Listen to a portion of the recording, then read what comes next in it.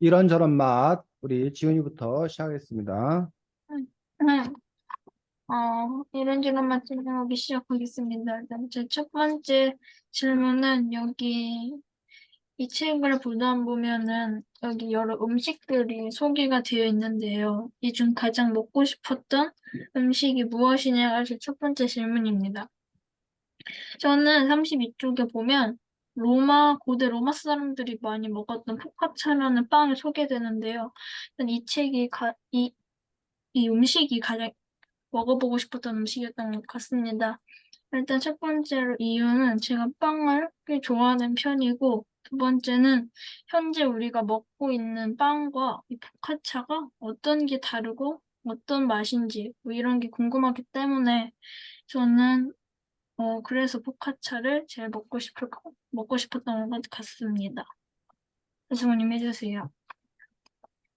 저도 포카트라는 빵을 먹고 싶었습니다. 왜냐하면은 여기 나오는 음식 중에 저는 빵을 좋아하기도 하고 여기 그림에 보면 너무 빵이 먹음직스럽게 있고 그러니까 너무 먹음직스럽게 보이고 빵을 좋아하니까 이걸 제일 먹고 싶었습니다.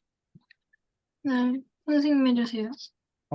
저는 아마 먹어봤을 것 같은데 정확하게 기억이 잘 안 나는데, 여기 보면 동파육이라고, 응, 그 청나라의 미식가 소동파 해가지고, 아마 요즘도 우리 중국 요리집에서 팔 응, 것 같기도 한데, 그런 동파육이라는 것들이 정확하게 기억이 안 나서, 어떤 중국 음식이 뭐 입에도 잘 맞는 편이어서, 동파육을 다시 먹어보고 싶다는 생각, 좀 더 정확하게 알고 싶다는 생각을 했습니다. 네. 두 번째 질문 하겠습니다.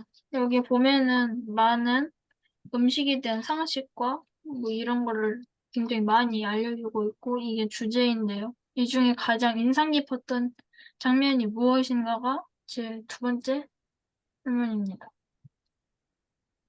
저는 여기 24쪽, 25쪽 보면 GMO 식품에 대해서 설명을 해주고 있는데요. GMO 식품 여기 내용을 한 반쯤 정도 읽었을 때는 제가 이 GMO 식품이 저는 처음 들었고 또 이 GMO 식품이라는 것이 당연히 제가 처음 들어봤고 전혀 우리나라는 전혀 이렇게 여기 수입을 하지 않는 그런 식품인 줄 알았는데 25쪽 내용을 보니까 우리나라가 두 번째로 GMO 식품을 굉장히 많이 수입하는 나라라는 것을 알고 굉장히 신기했어서 GMO 식품 내용이 가장 인상 깊었었던 것 같습니다. 배송님 해주세요. 저는 여기 30에서 31쪽에 나오는 절인 거 올리브 오일이요. 왜냐하면 저는 올리브 오일이 최근에 개발돼서 조금 뭐랄까 옛날에는 없었던 음식 같았는데 이거는 고대 이집트에서도 올리브 오일을 먹었다는 그런 말을 듣고 나니까 너무 지금 새로 나온 게 아니라는 생각이 너무 인상이 깊었습니다. 네, 다시 설명을 해야 되나요? 준호나, 이 책을 읽으면서 너가 가장 인상 깊게 읽은 장면에 대해서 지금 발표하고 있는 중이야. 네, 그러면 최준호님 해주세요. 마지막에 나왔던 네, 기능식품 라면에 대해서인데, 어, 어른들이 라면이 옛날에 10원이나 했다는 게 거짓말인 줄 알았는데, 이 책을 통해서 진짜 10원인 줄 알았습니다. 네, 어, 마지막으로 선생님 해주세요. 네, 저는 그 밀과 쌀을 비교한 부분이 있는데, 밀을 심었을 때 수확량이 1톤이라면 벼를 심었을 때 수확량은 3톤에서 벼가 수확량이 더 많은데, 근데 이제 그리고 이제 밀은 땅의 비옥도가 현저히 떨어지는데 벼를 수확할 때는 그렇지 않다라고 돼 있어서, 벼가 밀에 비해서 또 우수하다라는 것들을 이 책을 통해서 좀 더 확인했고, 옛날에 쌀 이야기 뭐 이런 책을 보면서 그냥 그 쌀 중심으로 쓰니까 쌀이 더 뛰어난가 보다라고 생각했었는데, 여기는 뭐 쌀을 중심으로 쓴 건 아니어서 좀 더 객관적으로 쓴 거 아닌가 싶었습니다. 물론 벼 같은 경우에 기르려면 물이 필요하기 때문에 그 점은 이제 물이 없는 곳에서는 그 벼를 키우기가 또 어려운 어떤 그런 또 단점이 있겠지만, 어쨌든 벼의 뭐 우수성 뭐 이런 부분들에 대해서 밀과 비교해서 이런 특징이 있다는 것들을 알게 되었고, 또 그것과 연결해서 이제 별을 키우려면 물이 필요하다 보니까 그 물을 댈 수 있는 그런 관계 시설을 만들어야 되고 또 관계 시설을 만들다 보니까 대규모로 사람들을 동원할 수 있어야 되고 대규모로 사람들을 동원하려다 보니까 강력한 국가가 만들어지고 이런 식으로 그냥 단지 그냥 뭐 별을 심을 거냐 말 건가의 어떤 그런 문제가 국가 체계까지도 이렇게 연결된다는 사실들이 상당히 놀라웠습니다. 네, 마지막 질문 하겠습니다. 여기에서는 방금 말한 것처럼 굉장히 많은 음식이나 상식 같은 게 많이 나오고 있는데요. 이 중에 저희가 알고 있었던 게 무엇이냐가 제 마지막 질문입니다. 저는 뒤에 부분 보면은 여기 국민식품 라면 이야기랑 여기 자장면과 짜장면 이야기를 유튜브에서 본 적이 있었고, 여기 또 앞으로 가면은 아일랜드 감자튀김 이야기도 조금 설명되고 있는데요. 저는 아일랜드 감자튀김 이거를 딱 책으로 본 적이 있어서 이것 또한 알고 있었습니다. 배승우님 해주세요. 저는 35쪽, 36쪽, 37쪽까지 나오는 포도주를 알고 있습니다. 왜냐면 이 포도주는 뭐 옛날에 할아버지한테도 이야기 많이 들었고, 요즘도 포도주 술책 같은 게 많으니까 집에 그런 거 읽어보면서 이렇게 포도주가 언제 만들어졌고 어떻게 만들어졌는지를 알게 되었습니다. 네, 혜준아님 해주세요. 저는 후추가 인도에서 많이 생산된다는 걸 알고 있었는데 옛날에 책에서 읽어봤었던 것 같습니다. 네, 선생님 해주세요. 네, 저도 비단길과 후추 그 이야기에서 후추를 서양 사람들이 고기에서 나는 누린내 같은 걸 없애려고 또 고기 보관 상태가 안 좋아서 약간 그 맛간, 상한 어떤 그런 거를 감춰준 어떤 그런 역할을 한다라고 한 것들을 알고 있었는데 다시 한번 여기서 확인했었고 위기를 극복한 맛 여섯 번째 챕터에서 침묵의 보험이라고 해서 그 좀 갑자기 이름이 생각이 안 나는데 어쨌든 그 여성분이신데 그분이 이제 침묵의 보험이라는 책을 써가지고 그 농약이 갖고 있는 그런 문제점들 이런 것들을 이렇게 폭로함으로써 사람들이 건강, 환경 이런 거에 관심을 갖게 되는 그런 계기를 만들었다는 것들, 그거 역시 알고 있었던 내용들입니다. 네, 저 여기까지 할게요. 네, 수고했습니다. 다음 승훈이 진행하겠습니다. 첫 번째 질문은 당신이 24쪽에 나오는 GMO 식물을 드시고 싶으신가요? 저는 먹기 싫습니다. 왜냐하면 GMO 식물은 실험으로 사람이 인위적으로 만든 것이라고 나오는데 위험할 수도 있고 먹었을 때 인체에 암을 유발한다든지 나쁜 영향을 미칠 수도 있기 때문에 이지연 씨 해주세요. 네, 저는 여기 보면은 우리나라가 세계에서 두 번째로 GMO 식품을 많이 수입하는 나라기도 하고, 그러면 당연히 우리가 살면서 몇 번씩 GMO 식품을 먹어봤을 가능성이 굉장히 높은데, 전 지금까지 먹었던 음식 중에 뭐 딱히 저한테 해가 됐던 음식은 없었던 것 같아가지고, 좀 GMO 식품을 먹어도 괜찮을 것 같습니다. 정씨 해주세요. 저는 약간 그 생물의 유전자를 다른 생물의 유전자와 결합시켜 특정한 목적에 맞도록 생물체를 만, 말한다는 게 조금 약간 익숙하지 않기 때문에 저는 좀 어, GMO 싫습니다.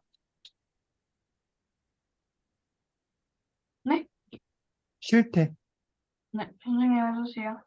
네, 저도 뭐 GMO 식품과 관련되어서 그 양면성을 갖고 있다고 생각합니다. GMO 식품 덕분에 더 많은 생산량을 확보하게 된 점에서 분명히 긍정적인 점이 있기 때문에 그런 점에서 지금도 물론 이제 뭐 식량은 충분한데 그 분배가 잘 안 되어 가지고 굶는다는 그런 주장도 있지만 아직도 어쨌든 그 기아에 시달리는 굶주림에 시달리는 그런 사람들을 위한 그런 GMO 식품이 좀 만들어서 최소한 배고픔의 고통에서 좀 벗어날 수 있어야 된다라는 점에서는 GMO 식품을 찬성합니다.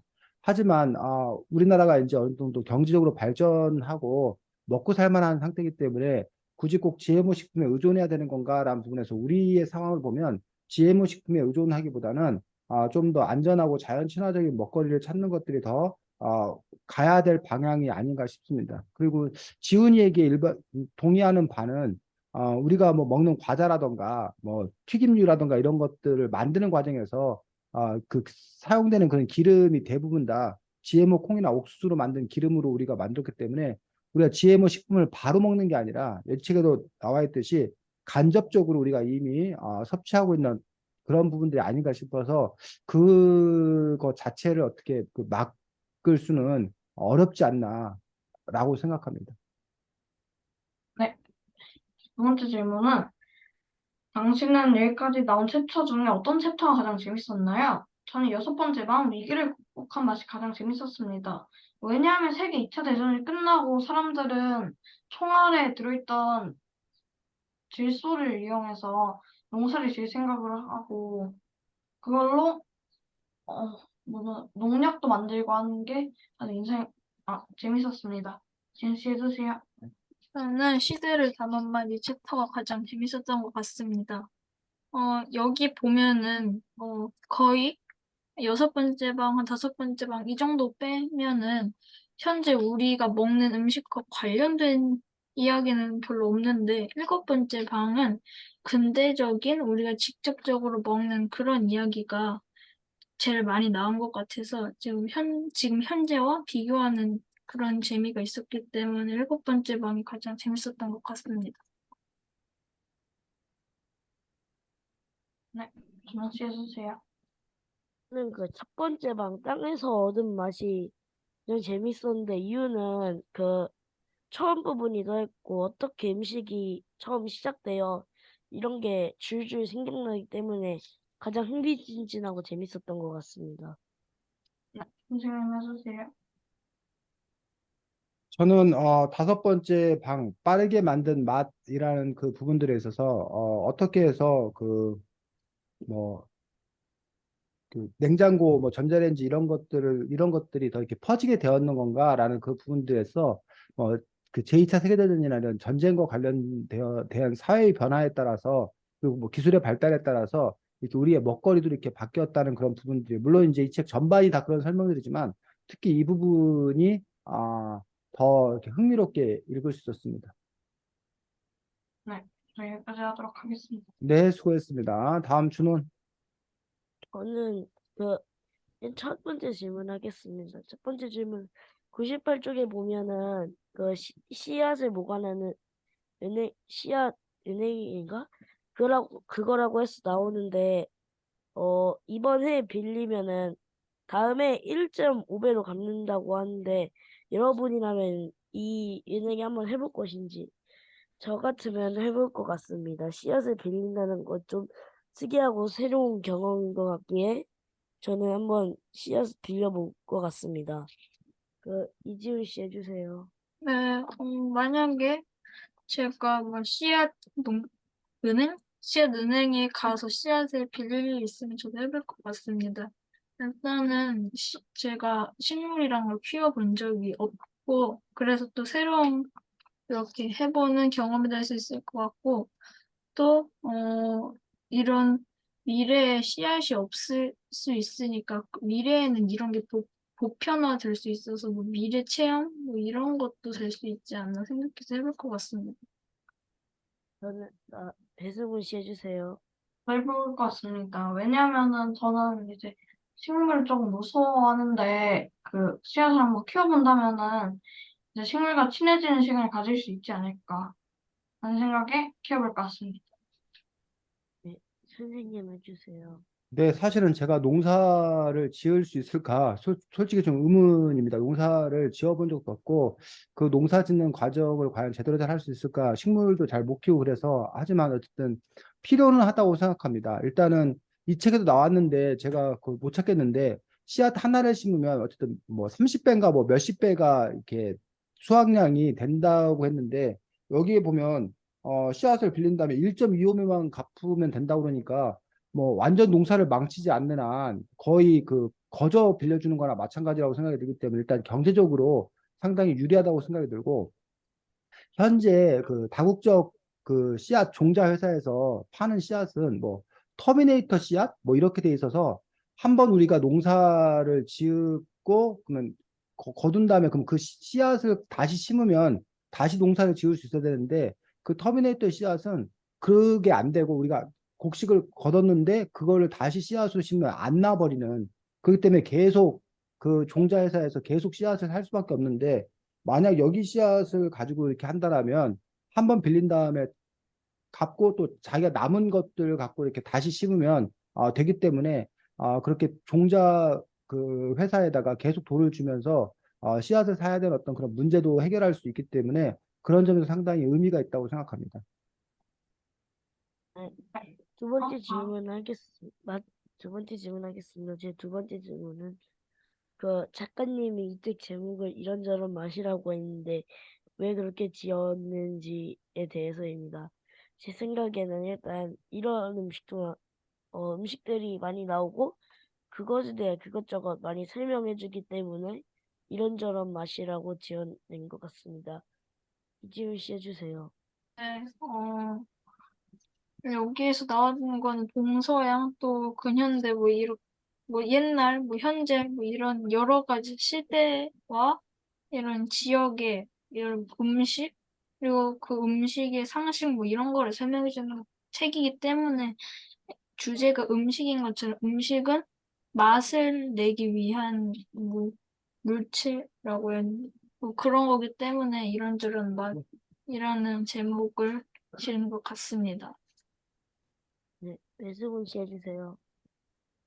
저는 여기 다양한 예를 들면 챕터에 보면은 땅에서 얻은 맛, 시간이 허락한 맛, 세계를 올린 맛 등등 이렇게 끝이 다 맛으로 끝나는 사람들이 즐긴 맛이 나오는데 그런 챕터들이 있기 때문에 저는 이런저런 맛이라고 제목을 지은 것 같습니다. 네, 선생님 해주세요.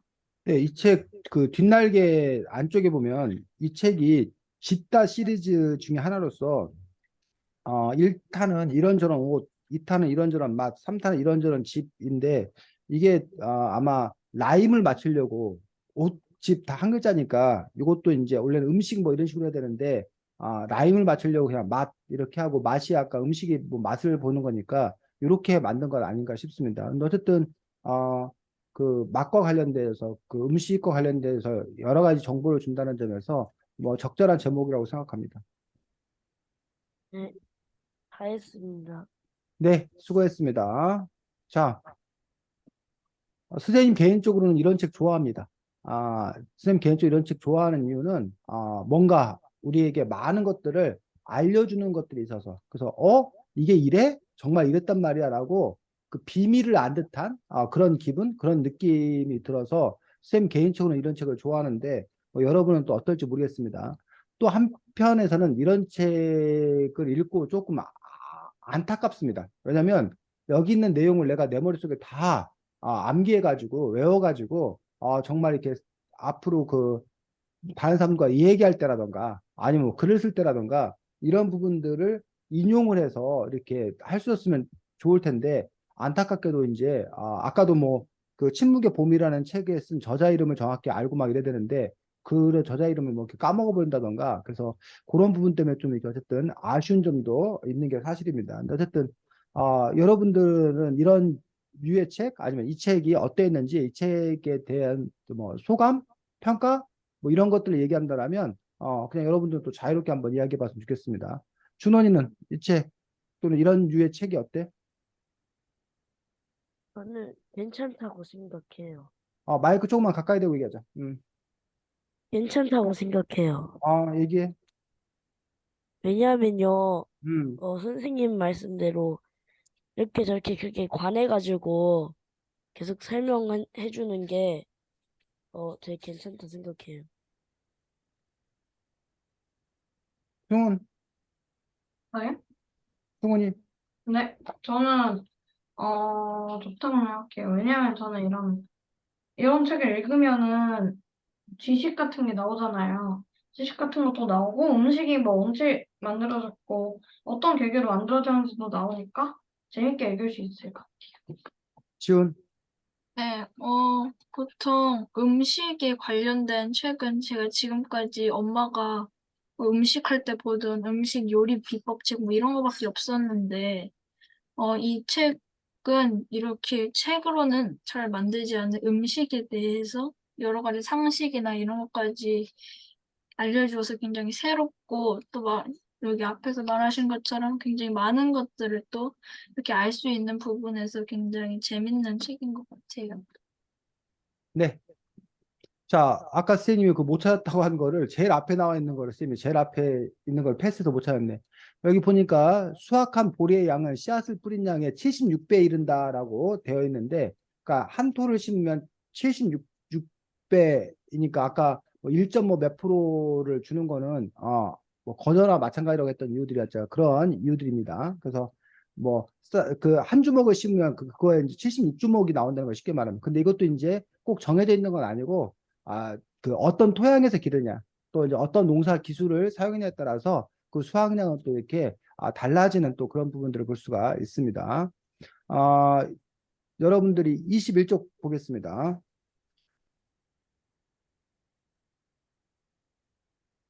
자, 21쪽에 보면 어려운 한자말로는 윤작이라고 그래. 윤작이라고 그러고 쉬운 말로는 돌려짓기라고 그래. 이 책에는 돌려짓기라고 나왔는데 이거를 어려운 말로는 윤작이라고 그러는데 왜 돌려짓기를 한다는 거야? 네? 큰 땅에서 여러 가지 작물을 돌아가면서 기르는 거였어요. 왜? 선생님, 어, 그 21쪽이에요? 21쪽이 아닌가? 21쪽 21쪽 맞아. 21쪽.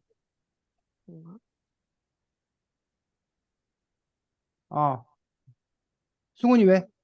화장실 좀 다녀도 될까요? 뭐라고? 갔다 오고. 화장실. 왜 돌려짓기를 한대? 같은 작물을 해마다 심으면 땅이 비옥도가 떨어져서요. 그게 뭔 말이야? 한 작물, 뭐 예를 들어서 쌀을 응. 여기 한 땅에 계속 심으면은 땅의 질이 떨어져가지고 농사가 짓기 힘들어지는데 그 조, 보리, 콩 여기 나온 것처럼 여러 가지 작물을 한 곳에 심으면은 같은 것을 한 것보다 땅이 훨씬 더 질이 좋게 유지가 될 수가 있어서 그건 왜 그럴까? 왜 하나만 심으면 땅의 상태가 문제가 되는데 왜 조보리 콩을 번갈아 가며 심으면 그런 문제가 해결된다는 거야?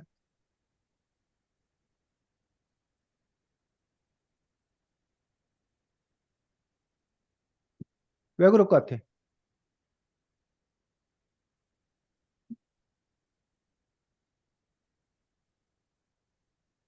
한 가지 작물만 심으면은 응. 그 작물이 음. 그 작물이 뭐? 작물이 그 잘 모르겠어.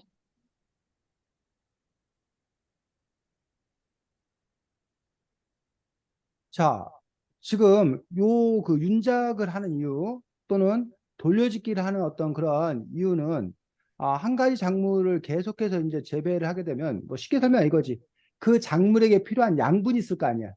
네, 그 양분만을 그 땅에서 계속 뽑아 먹는 거잖아.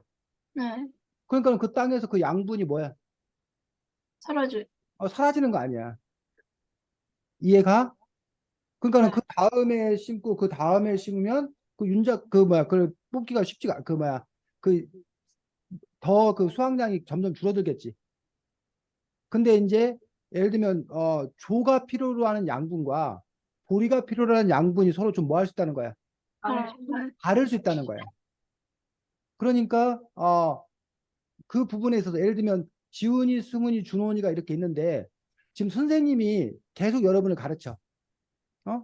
그러면 그런 부분에서 보면은 만약에 선생님은 지훈이하고 잘 맞아 만약에 그럼 선생님이 계속만 가르치면 지훈이하고만 좋다는 얘기야. 그럼 승훈이하고 준원이는 오히려 별로 안 좋을 수 있어. 근데 반면에 선생님이 한번 들어오고 나가고 그다음에 다른 선생님이 들어와. 그럼 그 선생님은 뭐 승훈이하고도 잘 맞아. 뭐 다른 선생님도 준원이하고 잘 맞아. 이런 식으로 되면 더 효과가 더 클 수 있다는 거지. 아, 네. 그래서 이 돌려짓기 윤작을 하는데 문제는 이 돌려짓기 윤작을 아무거나 막 하는 것들이 아니라 그 작물들에 따라서 이렇게 뭐야 서로 잘 맞는 게 있대. 서로 잘 맞는 게. 그래서 그 잘 맞는 걸 찾아가지고 돌아가면서 해야 되고 뭐 그런 부분들이 필요하고 또 그다음에 이제 그 작물을 심은 다음에 열매만 그 수확을 하고 그 줄기나 뿌리나 이런 거는 다시 거기 땅에 파묻어 가지고 그럼 그것들이 이제 뭐가 되는 거야? 그 다음 거에 양분이 되는 거야. 뭐 이런 식으로 되는 어떤 그런 부분들을 볼 수가 있고 그리고 이제 아예 그 윤작 돌려짓기를 이렇게 식물을 바꿔가며 심는 거를 윤작 돌려짓기라고 하기도 하고 또 그 전에는 아예 A, B, C 밭이 이렇게 있으면 이렇게 나눈 다음에 첫 해는 여기만 농사를 지어. 나머지 안 지어. 둘째는 여기만 농사를 지어. 여기 안 짓고. 셋째는 여기만 지어. 넷째는 여기만 지어. 그 다음에 다섯째 다시 여기 농사를 지어. 이런 식으로 땅을 뭐 하는 거야? 나머지를 쉬게 해주는 거야. 그렇게 해서 돌아가며 짓는 어떤 그런 부분도 있고, 근데 지금 여기서 말한 건 그게 아니라, 아, 첫 해에는 여기 논에다가 콩을 심었어. 그럼 둘째 해에는 똑같은 논인데, 콩을 안 심고 뭘 심는 거야? 뭐 조를 심어. 셋째 해에는 똑같은 논인데, 뭘 심어? 뭐 보리를 심어. 이런 식으로 식물을 이렇게 번갈아 가면서 심는 거 이런 걸 보고 돌려짓기, 윤작이라고 얘기하고 그것들은 결국은 그 땅의 힘, 땅의 그 비옥 얼마나 비옥하냐라는 건 땅이 얼마나 기름지냐 이런 말도가 이제 같은 말들인데 그런 것들을 이렇게 유지하기 위해서 그렇게 윤작을 했던 부분들을 볼 수가 있습니다. 자, 그 다음에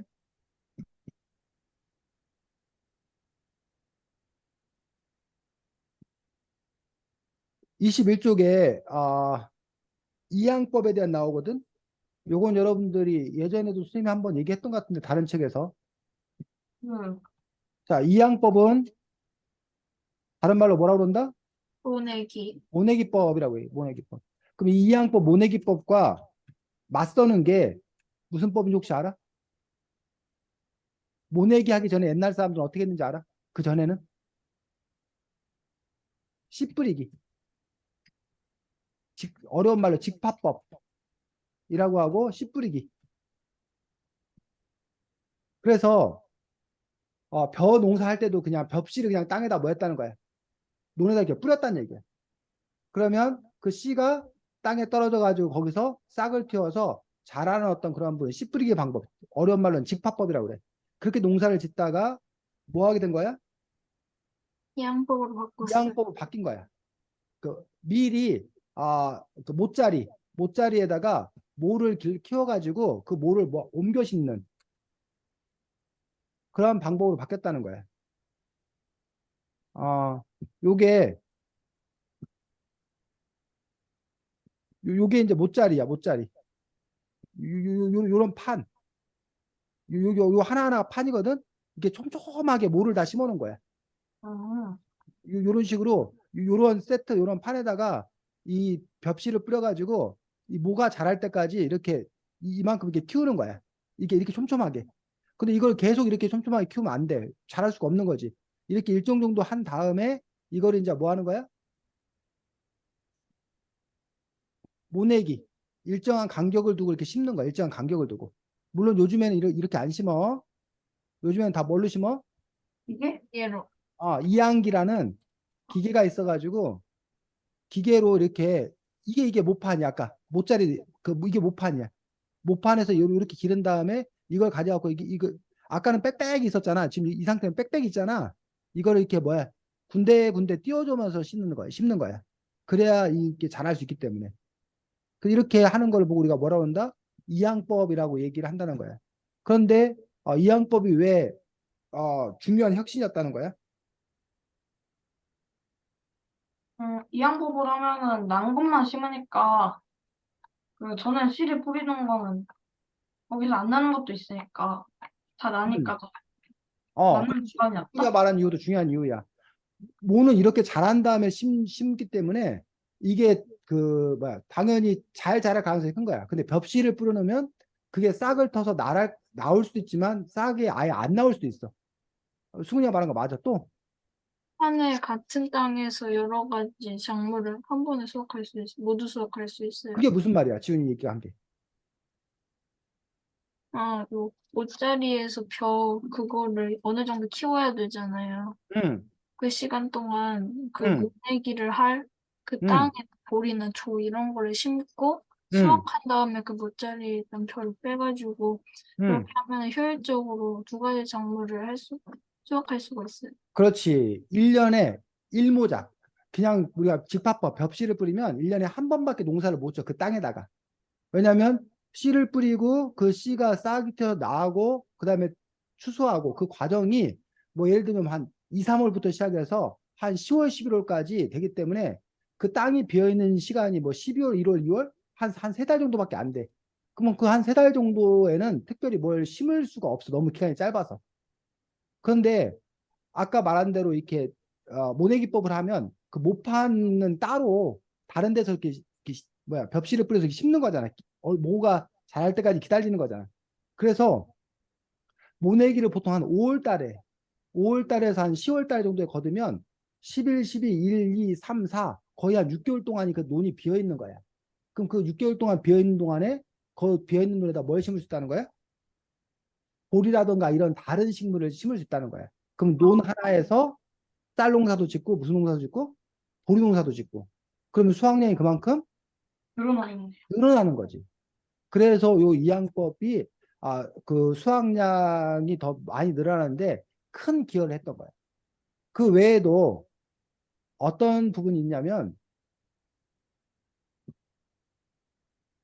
이 모내기를 하게 되면 이 줄을 맞춰 가지고 차근차근 차곡차곡 심어. 줄과 열을 맞춰서 계획적으로 이렇게 막 줄과 열을 맞춰 심는다는 얘기야. 그러니까 관리하기가 쉬워.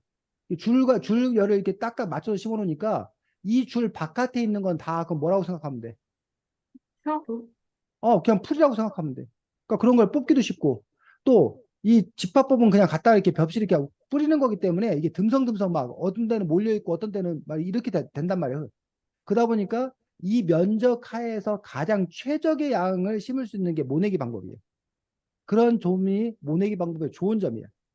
근데 이 좋은 모내기 방법을 세종대왕이 금지시켰었어. 세종대왕이 모내기 하지 말라고 그랬었어. 왜 그랬을까? 선생님 그 얘기 들려줬었어, 옛날에? 했던 것 같은데요? 세종대왕이 모내기를 금지시켰던 이유. 이 모내기법에 치명적인 약점이 있다고 그랬지. 모내기법은 어떤 약점이 있는 거야? 병에 취약한가? 어?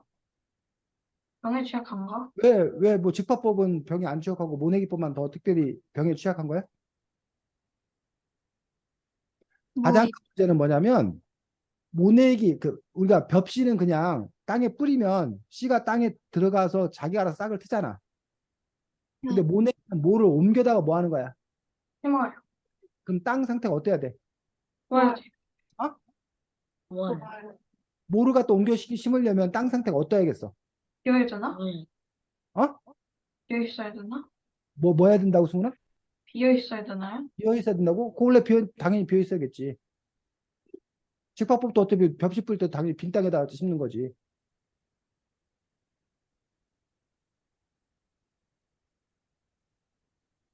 자, 얘들아, 너네가 압정 같은 거, 못 같은 거 할 때 벽에다가 그냥 이렇게 누르면 압정이나 못이 들어가 안 들어가?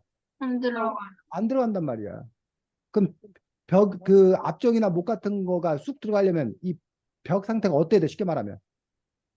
물러내야 돼요. 물렁물렁해야 되잖아.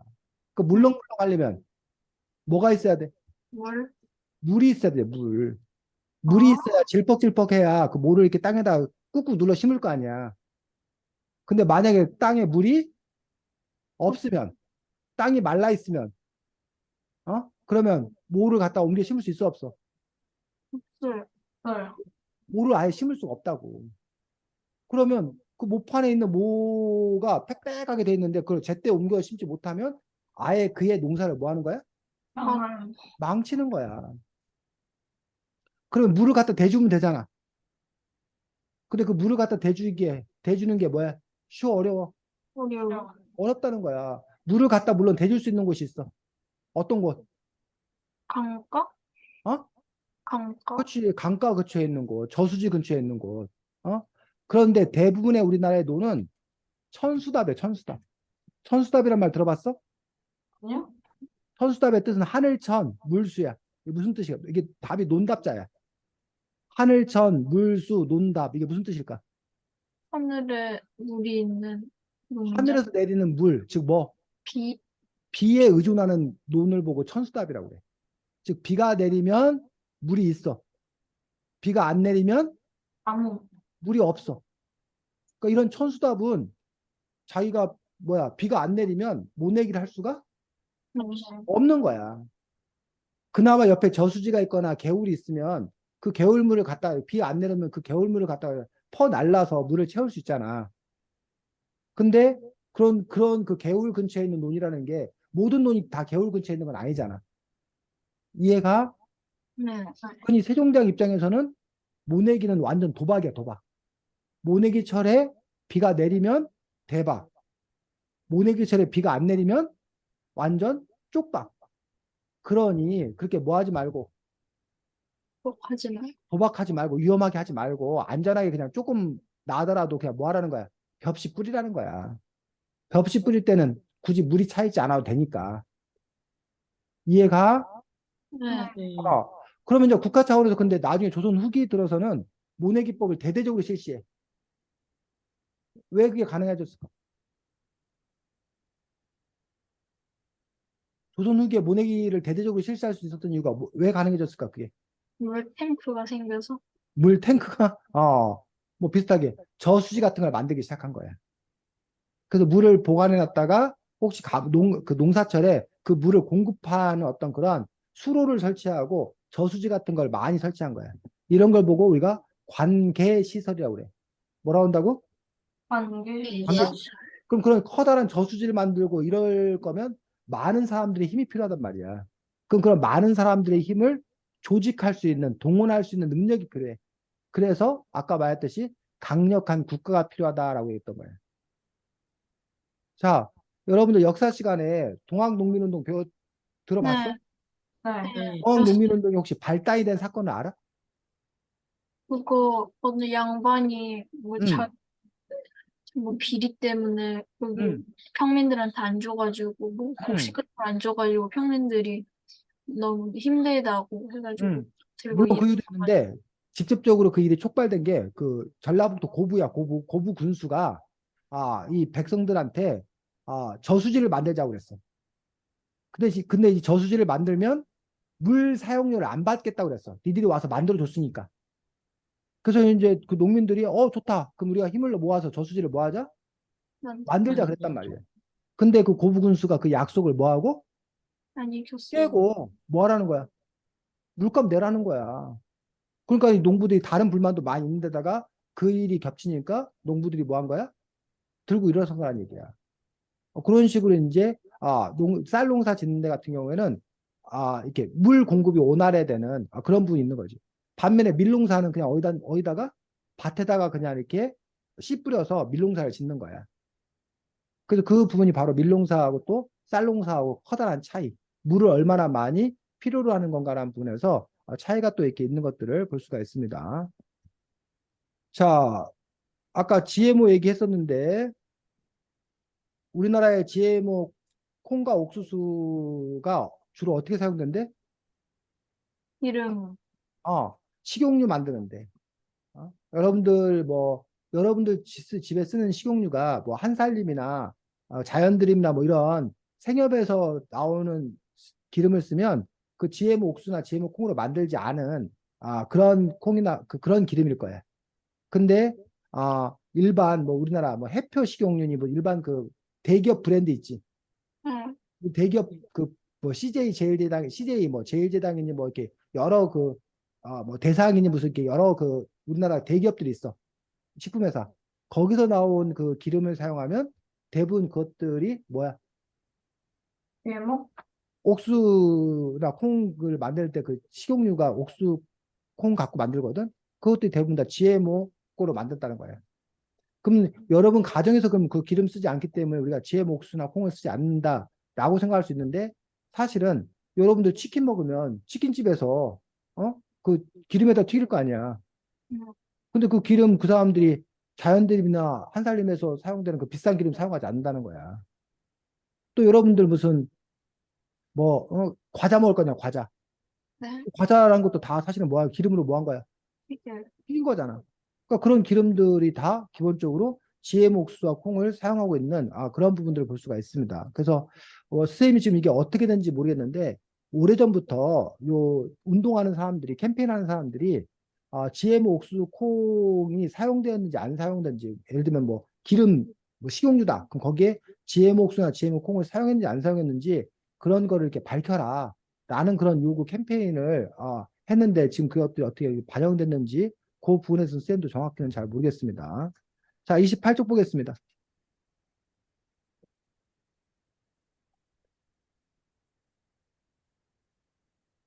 자, 28쪽에 보니까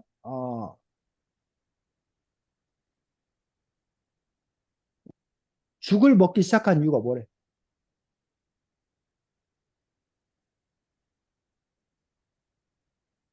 수확한 곡식들이 오래되면 응. 상해버려가지고. 뭐라고? 수확한 곡식들이 뭐라고? 아니, 상해서 빨리? 수확한 곡식이 상했는데 왜 죽을 끓여 먹어?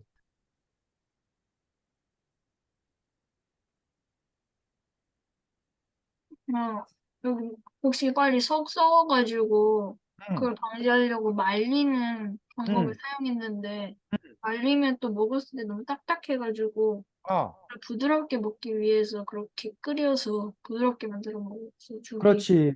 승훈이, 준원이, 지훈이 말 이해가? 네. 그래서 책에 지금 28쪽에 그 내용이 써 있는 거야. 그걸 지훈이가 지금 자기 말로 바꿔 쓴 거야. 그래서 우리가 어, 곡식을 오래 보관할 수 없다. 그래서 죽을 먹었다. 그럼 이거 사이가 너무 멀다는 얘기예요. 근데 그 부분이 논리적으로 연결되면 곡식을 오래 보관할 수 없다. 죽을 끓여 먹었다. 이렇게만 하면 요게 너무 이렇게 뭐야 중간이 비어버리는 거야. 이걸 여러분이 채워넣을 수 있어요. 곡식을 오래 보관할 수 없다. 곡식을 오래 보관하기 위해서는 뭐 한다? 말려야 한다. 말린 곡식은 뭐하다? 딱딱하다.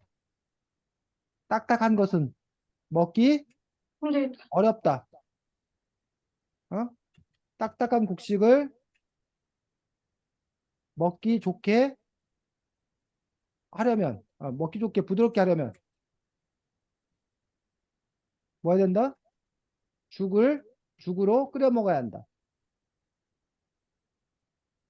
이런 식으로 이 중간에 이런 것들이 들어가야 된다는 거야. 얘들아 이해가? 네. 그래서 우리가 여러분들이 이해했다라고 말하는 것은 바로 이것과 이것 사이 이를 연결해주는 이런 부분들에 대한 설명이 될 때, 그럴 때 비로소 우리가 이해했다라고 얘기를 하는 거예요. 그 논리적이다라고 얘기를 하는 거예요. 그래서 우리가 많은 부분 그냥 곡식을 오래 보관할 수 없다. 그래서 죽 끓여 먹었다. 이렇게만 그냥 얘기해 버린다는 거예요. 그거는 이해하는 게 아니라 그냥 암기하는 거야, 암기하는 거. 그래서 그런 점에서 여러분들이 그 사이가 과연 연결되는 건가? 이런 부분들을 여러분들이 따져볼 수 있어야겠다라고 생각합니다. 자, 그 다음에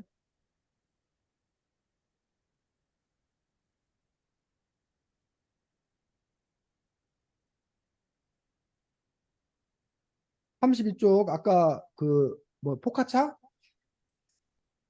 우리 지훈이나 승훈이가 포카차 얘기를 했었는데 포카차라는 거의 뭐 특징? 생겨난 이유가 뭐라는 거야? 32쪽이었나? 32쪽부터 나와. 32쪽, 34쪽, 35쪽 여기서. 프로이 전쟁 때문에. 그럼 여기도 마찬가지지. 포카차가 트로이 전쟁 때문에 먹게 됐다. 이렇게만 해놓으면 다른 사람들이 이해를 해? 못한단 말이야. 그 부분은 아까 조금 아까 지훈이가 설명했으니까 승훈이나 준원이가 이번에는 아 포카차하고 도대체 트로이 전쟁하고 뭔 상관인가? 전쟁과 포카차의 관계를 한번 차근차근 설명해 볼까? 승훈이나 준원이 중에.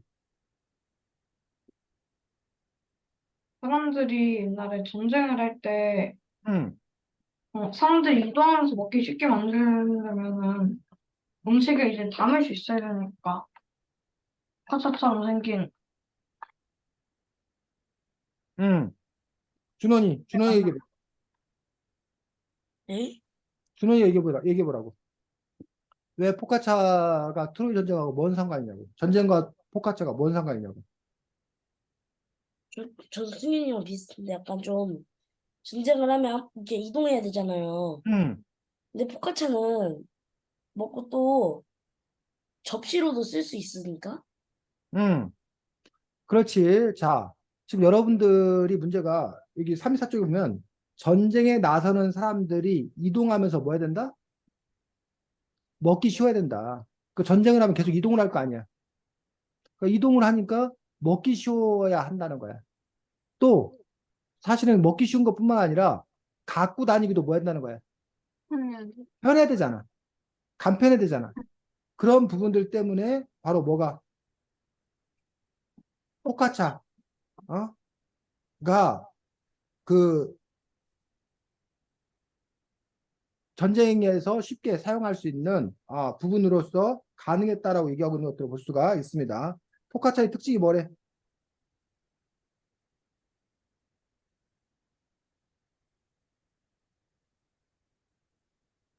포카차의 특징. 음.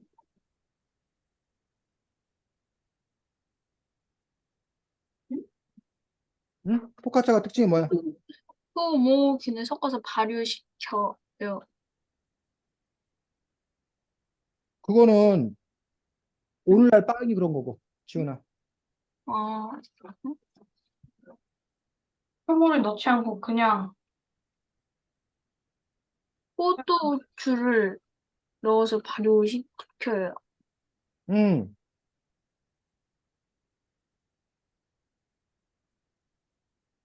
모양은 둥글고 널쩍한. 둥글고 널쩍한 접시 모양이었다라고 이야기하고 있는 것들을 볼 수가 있습니다. 자, 그 부분들 나왔고, 그 다음에 37쪽에 보면 술을 마시는 빵이라고 불렀대. 술인데 술을 보고 마시는 빵이라고 불렀다고 37쪽 밑에도 두 번째 줄에 나오거든.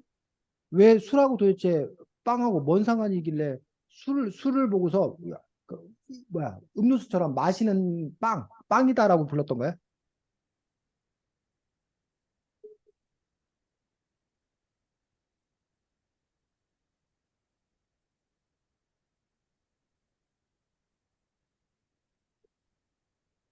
보리를 사용하여서 술을 만들어서 응, 이 안에 술에 건더기가 그냥 요즘 맥주는 그냥 건더기 다 걸러서 만드는 얘는 건더기가 있어가지고 응, 술 같은 거 마셔도 이렇게 씹히는 것도 있고 응. 건더기가 있어요. 그래서 마실 수도 있고 먹을 수도 있고 맛있는 빵이라고 자, 그럼 공통점이 뭐하고 뭐가 공통점인 거야?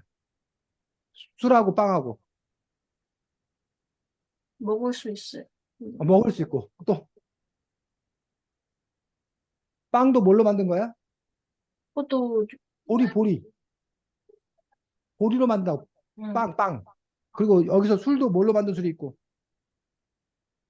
네. 보리로 만든다. 보리. 어, 그 다음에 빵도 뭘 발효를 시키고 보리도 뭐하고 아니 술도 뭐하고 발효시켜요. 발효도 시키고 그런 점에서 보리야 빵하고 술하고 뭐해? 비슷한 부분이 있다는 거야.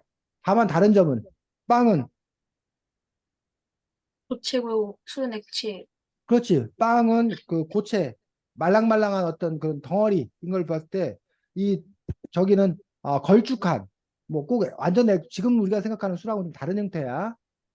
그래서 여러분들이 여러분들은 잘 모를 텐데 어른들 특히 이제 농부 어른들 중에 밥 대신에 농사 짓다가 밥 대신에 아, 막걸리라는 술을 먹고 밥 먹은 거나 마찬가지다라고 얘기하는 경우가 있거든. 그 이유가 혹시 뭔지 알아? 막걸리를 쌀로 만들고. 쌀로 만든 막걸리, 그 곡식으로 만든 어떤 그런 막걸리이기 때문에 그걸 발효시켜서 만든 거기 때문에 밥 먹는 거나 막걸리 먹는 거나 큰 차이가 없다라고 그렇게 얘기하는 사람들이 있어. 그리고 실제로 이제 그 뭐 특히 이제 그 술을 많이 먹는 남자 어른들이 배가 나오잖아. 그 배에 나오는 것들 중에 하나가 이제 우리가 농담 삼아 술 빼다라고 얘기하는 그런 부분이 많은데 그 술 안에 실제로 이제 뭐야? 탄수화물 이런 성분들이 많기 때문에 그래서 그것들이 배가 나오는 어떤 그런 부분과 또 이렇게 관련이 있고 물론 이제 뭐 술 때문인 영향도 있지만 그보다 더 큰 영향은 술과 함께 먹는 안주 때문에 더 그 살찐다라고 뭐 이렇게 얘기하는 그런 경우도 있는데 어쨌든 요 부분과 이렇게 그 빵과 술이 서로 이렇게 관련된 부분들이 또 이렇게 있는 것들을 볼 수가 있습니다. 자, 그 다음에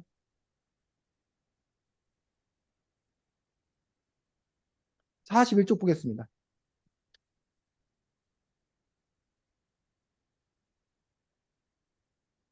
왜?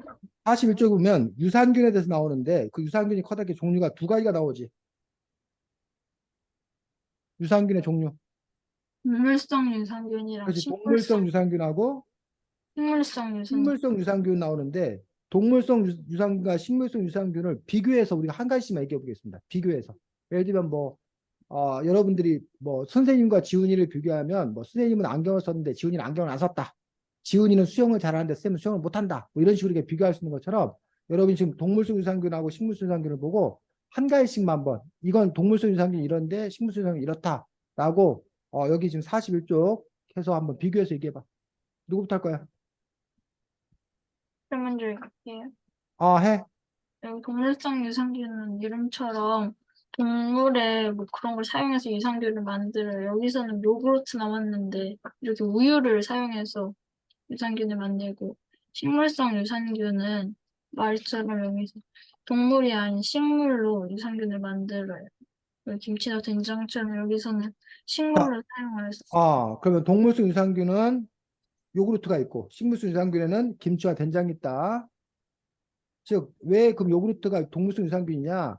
요구르트 만들면 동물의 젖 갖고 만들 거기 때문에. 이해가? 반면에 식물성 유산균, 음식, 김치, 된장은 배추나 콩 이런 걸 갖고 만들기 때문에.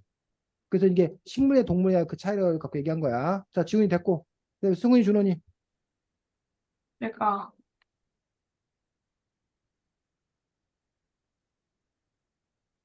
동물성 유산균은 산성이 약하기 때문에 섭취한 양의 30%만 몸에 흡수돼요. 그런데 근데 식물성 유산균은 산성이 강하기 때문에 90% 가까이 있는 상태로 유산을 도착해요. 그렇지. 산성의 동물성 유산균은 약하고 식물성 유산균은 산성에 강해. 강하고 그런 부분들 때문에 이제 장에 도달하는 것들이 식물성 유산균이 훨씬 더 강하다라고 했어. 다음 준원이. 동물성 유산균은 그 10여 종밖에 없고 식물성 유산균은 200여 종에 이를 그렇지. 정도로 있죠. 종류가 식물성 유산균이 동물성 유산균에 비해서 20배 정도가 더 많지. 훨씬 더 많지. 자, 그다음에 하나 이제 더 남은 거 하나 있네. 하나 더 말해보자. 누가?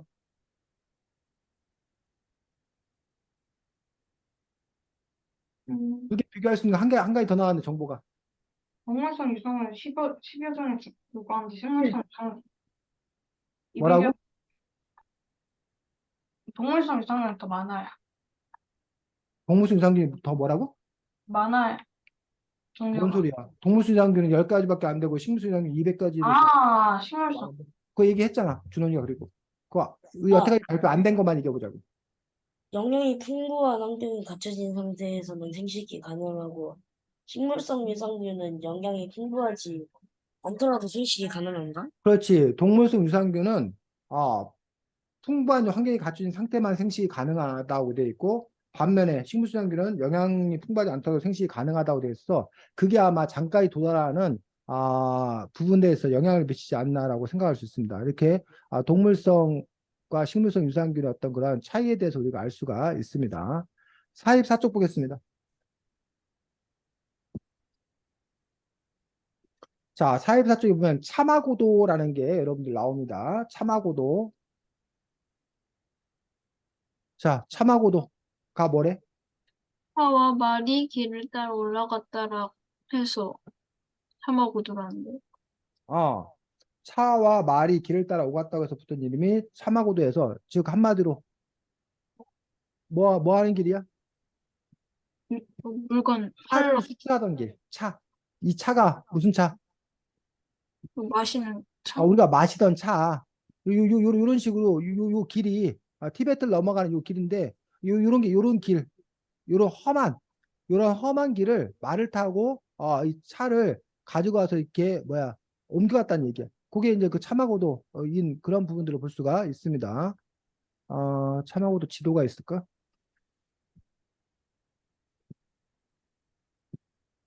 그래서 여기 뭐 티베트의 그 차마고도 이 지도가 이런 식으로 이렇게 지도가 이렇게 차마고도의 어떤 길, 그 말에다가 차를 싣고 그 험준한 어떤 그런 길을 따라서 그런 수출길을 얘기를 하고 있는 것도 볼 수가 있습니다.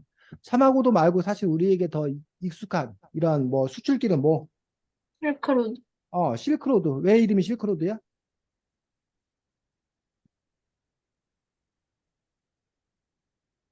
왜 이름이 실크로드야?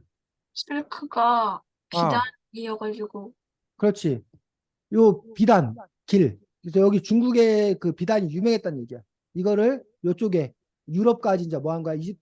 이집트라던가 이쪽 이란 이쪽으로 해서 이집트까지 요쪽까지 이제 수출하는 그런 과정에서 요 길, 무역로 요걸 보고 우리가 이제 그 실크로드를 해가지고 육지의 실크로드가 있고 또 바닷길에서 바다의 그런 실크로드가 있는데 요 부분들은 비단을 수출하던 어떤 그런 부분이었고 반면에 아까 말했던 그 차마고도 같은 경우는 비단길이 아니라 차를 수출하던 어떤 그런 길로서 의미가 있는 것들을 볼 수가 있습니다. 그러면 중국에 차를 갖다가 준 상태 속에서 대신 그 무역은 서로 교환을 하는 거잖아. 뭐하고 응, 교환했다는 거야?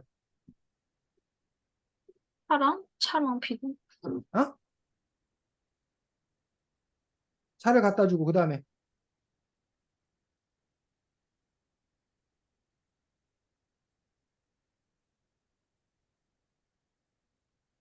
차를 가서 일방적으로 갖다만 주고 오진 않았을 거 아니야. 차를 갖다 주고 대신 뭘 받아오는 거야?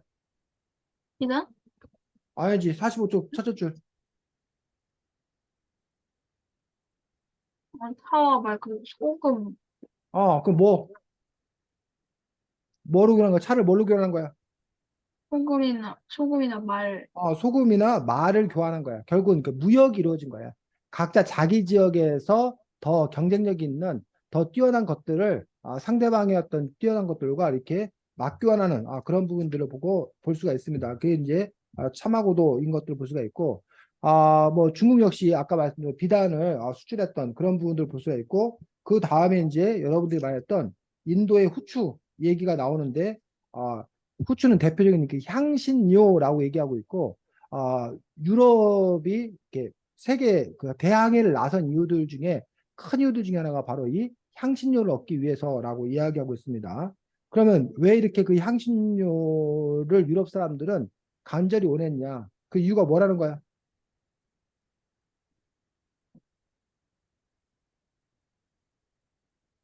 48쪽. 여기 수추가 엄청 비싸가지고 그거를 많이 넣어서 자기의 부랑 이런 걸로 과시하기 위해서. 그래서 그거 얘기를 이제 사실은 나중에 그렇게 된 것들을 볼 수가 있습니다.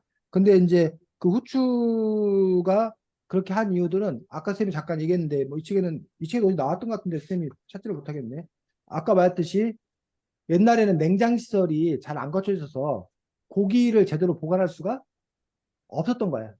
또 고기를 이렇게 잡았을 때 누린내, 냄새가 난다는 거야. 그런 냄새 때문에 역해갖고 먹기가 힘들다는 거야.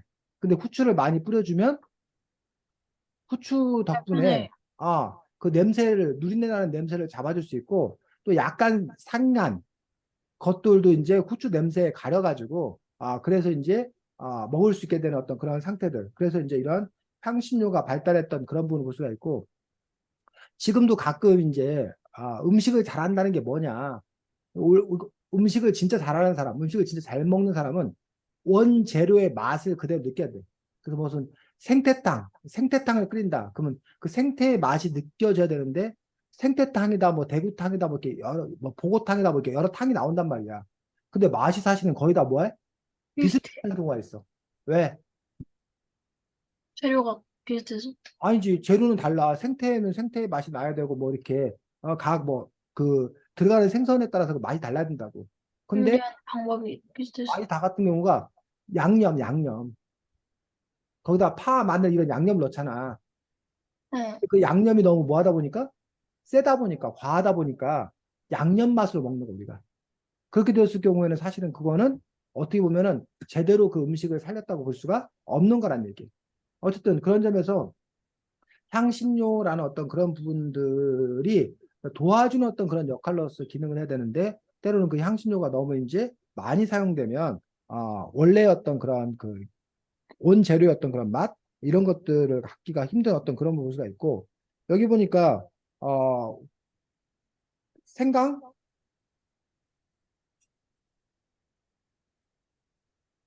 생강이 부각되게 된 이유가 뭐래? 일군 전쟁 때문에 음, 여기 수출을 수입하는 게 힘들어져가지고 대신 대용으로 써요. 어. 그래서 그 이슬람과 이제 그 유럽 기독교 세력이 싸우면서 그 이슬람 세력에 의해서 인도에서 이렇게 수입되던 그 길이 막혀버린 거야. 그러다 보니까 이제 그 대체 식품을 찾아야 되고 그 대체 식품으로 찾아진 게 뭐라는 거야? 그러니까 생강이었다는 거야. 그 후추는 전적으로 수입에 의존해 됐었는데 생강은 유럽 자체 내에서 생산할 수 있게 됐고 뭐 이런 부분들에서 이제 또 차이가 있었다라고 얘기하고 있는 것들을 볼 수가 있습니다. 그래서 콜럼버스 역시 이제 뭐 금을 찾아서 간 그런 부분도 있지만 사실은 콜럼버스가 간 이유들 중에 하나는 바로 후추를 통해서 간 거였고 어쨌든 콜럼버스가 그 항해를 통해서 남아메리카가 원산지였던 그 식품들 여기 53쪽에 나왔습니다. 523쪽에 뭐? 토마토, 감자, 옥수수, 고추, 아보카도, 파인애플. 이런 작물이 유럽으로 전해지고 또 나중에는 아시아까지 연결되는 그런 부분을 볼 수가 있다는 거예요. 그래서 그런 대항해를 통해서 이러한 식물들이 서로 이제 널리 퍼지게 되고 사실은 식물만 널리 퍼진 게 아니라 인간의 바이러스, 유럽 사람들이 갖고 있던 질병을 어떻게 아메리카에 전달돼. 또 반대로 아메리카에 갖고 있던 질병들이 또 유럽 사람들에게 왜 전달돼. 이러면서 이제 전염병이 확산되는 그런 일도 있었고 그러면서 이제 각자 자기들 나름대로의 면역 체계가 있어. 남아메리카 사람들은 남아메리카 사람들 나름의 면역 체계가 있었는데 새로운 질병에는 면역 체계를 갖고 있지 않은 거야. 그러면서 이제 왜 남아메리카가 그 스페인에 그 얼마 안 되는 그런 군대에게 그렇게 쉽게 망했느냐라는 부분에서 이제 여러 가지 뭐 이렇게 그 스페인이나 포르투갈 그런 군대가 갖고 있는 화력, 무기의 어떤 그런 차이 때문에라고 얘기하는 경우도 있지만 그 못지않게 이제 그 유럽 사람들의 몸에 함께 들어온 그런 바이러스, 병균이 면역력이 없었던 그 남아메리카 사람들에게 옮겨가지고 그 사람들이 어, 그 병에 많이 걸려가고 질병에 많이 걸려갖고 뭐 스스로 무너질 수밖에 없었다. 또 뭐 이런 얘기들도 또 하고 있는 것도 볼 수가 있습니다. 그래서 우리가 지금 한 중간 정도밖에 못 봤는데 이 책에는 그 이후 그 뒷부분에도 지금 우리가 설명했던 어떤 그런 방식들처럼 이런 음식 문화가 그 사회를 어떻게 바꿨는지 또는 반대로 사회가 바뀜에 따라서 음식 문화가 또 어떻게 바뀌었는지 요 두 가지가 서로 서로에게 영향을 미치면서 발전해 왔던 것들을 볼 수가 있고 그렇다면 여러분들이 한번 그럼 앞으로는 그럼 또 어떻게 될 거냐? 앞으로 우리가 이렇게 우리나라 같은 경우도 그랬었지. 코로나19 때문에 대면이 어려워지니까 갑자기 뭐가 발달하게 됐었어? 화상 수업. 아니 그 화상 수업은 이제 우리가 먹는 건 아니니까 먹는 거 음식 문화와 관련해서 변화된 게 배달 음식?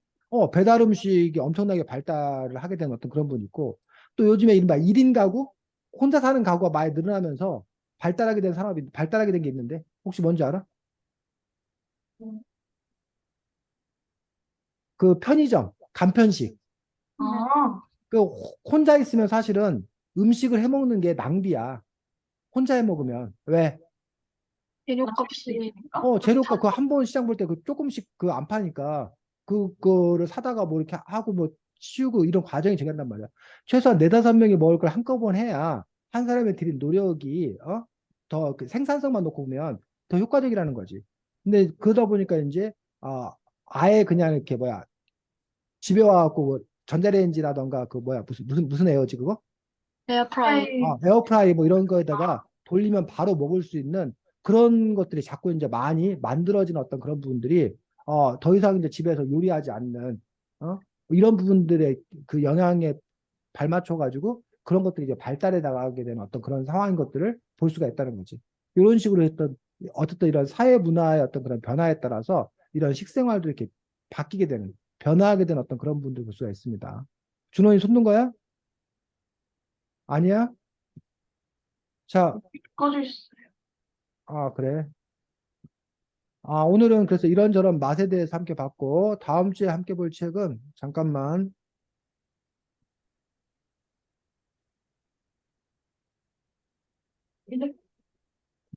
푸른 사자 완인이라고, 이게 1권부터 5권까지가 지금 나왔을 텐데, 우리는 그중에서 1권 볼 겁니다, 1권. 푸른 사자 완인이라는 아주 뭐, 어린이 책으로서는 베스트셀러지, 많이 팔리는 그런 책인데, 동화책입니다. 그래서 푸른 사자 완인이라는 책을 가지고 다음 주에는 만날 수 있도록 하겠습니다. 자, 저 어, 그 불량한 자전거 여행 그 전에 했던 거 있잖아요. 어. 그거 3권 나왔대요. 그랬어? 3권도 나왔다고? 우리 2권 봤었는데, 그치? 네. 네. 그래, 그래. 자, 수고 많았습니다. 다음 주 보겠습니다. 안녕히 안녕. 계세요. 네. 음.